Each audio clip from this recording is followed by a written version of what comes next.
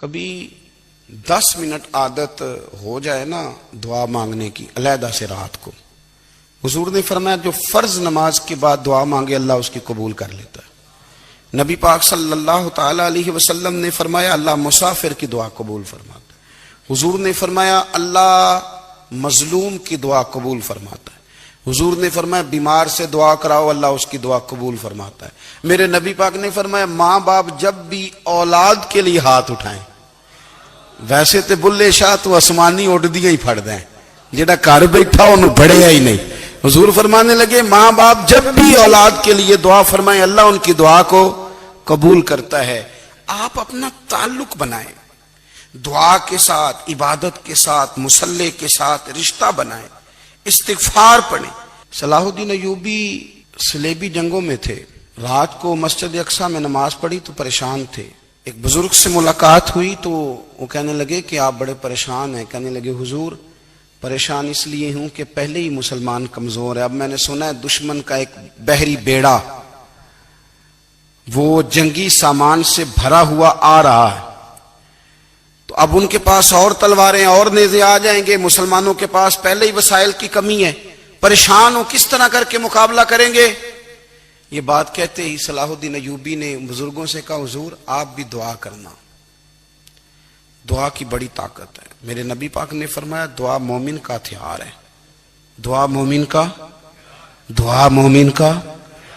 حضور نے فرمایا تقدیر کو سوائے دعا کے کوئی چیز نہیں بدل سکتی، دعا مومن کا ہتھیار ہے، یہ کافر کے پاس کوئی نہیں، یہ ہتھیار ہے مومن کا۔ اللہ کرے آپ کو سمجھ آئے، پھر سنیں کئی بار کہہ چکا ہوں یہ ہتھیار ہے۔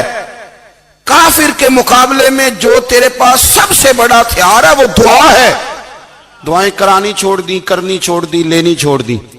حضرت سیدنا انس بن مالک رضی اللہ تعالیٰ عنہ فرمایا کرتے تھے میں نے وہ رنگ دیکھا ہے جب حضور دعا مانگتے تھے اور حضور کی مقدس آنکھوں میں آنسو بھی ساتھ ہی بہا کرتے تھے، میں نے وہ انداز دیکھا ہے۔ تو صلاح الدین ایوبی بزرگ سے کہنے لگے آپ بھی دعا کیجیے، اور خود رونے لگے اور سر سجدے میں رکھ کے رونے لگے، اور عشاء سے لے کر فجر تک روئے، خوب روئے۔ صبح وہ بزرگ آئے تو صلاح الدین ایوبی کا خوبصورت اور ہنستا ہوا چہرہ دیکھا، کہنے لگے آپ بڑے خوش ہیں، رات تو میں نے بڑے روتے ہوئے دیکھا تھا۔ تو کہنے لگے حضور وہ جو بحری بیڑا آ رہا تھا نا وہ پانی میں ڈوب گیا ہے، اب وہ نہیں آ رہا، ابھی خبر آئی ہے تو میں بڑا خوش ہوں۔ بزرگ کہنے لگے اٹھ سینے سے لگ اور سن ایک بات، وہ بحری بیڑا پانی میں نہیں ڈوبا، وہ تیرے آنسوؤں میں ڈوب گیا ہے۔ وہ جو تو رات رویا ہے نا رب کریم کی بارگاہ میں تو وہ ڈوب گیا ہے۔ بھائی اپنا مصلی کا، عبادت کا، وظائف کا، اللہ اللہ کا سلسلہ اس کو مضبوط کرے، اپنی دعاؤں کے تعلق کو مضبوط کرے۔ دعائیں بڑے انقلاب برپا کر دیتی ہیں۔ ہم تھوڑے تھوڑے نا جب سے خشک ہوئے ہیں نا، خشک، اور میری تو جماعت ہی صوفیاء کی جماعت تھی، ہم تو داتا علی اجمیری کی جماعت سے، ہم تو خواجہ اجمیری کی جماعت سے، ہم تو شیخ احمد فاروق سرہندی کی جماعت سے، ہم تو صوفیاء کی جماعت۔ ہماری جماعت نے بھی وہ تعلق جو ہمارے بزرگوں نے بنایا تھا۔ بزرگ اللہ کے قریب کیسے جاتا ہے؟ ہمارے یہاں نا بہت سارے لوگ کہتے ہیں جی نظر ہو گئی تو کام ہو گیا۔ بھائی جو بخاری مسلم میں طریقہ ہے نا اللہ کا قرب پانے کا وہ تو نفل ہے۔ نبی کریم علیہ السلام نے فرمایا بندہ نفلوں کے ذریعے رب کے قریب جاتا ہے، اور اتنا قریب جاتا ہے کہ پھر اللہ اس کی زبان بن جاتا ہے، اللہ اس کی آنکھیں بن جاتا ہے، کان بن جاتا ہے، ہاتھ اور پیر بن جاتا ہے۔ تو یہ تو عبادت ہے، یہ تو اللہ کی بارگاہ کی حاضری ہے جو آپ کو اللہ کے قریب کرے گی۔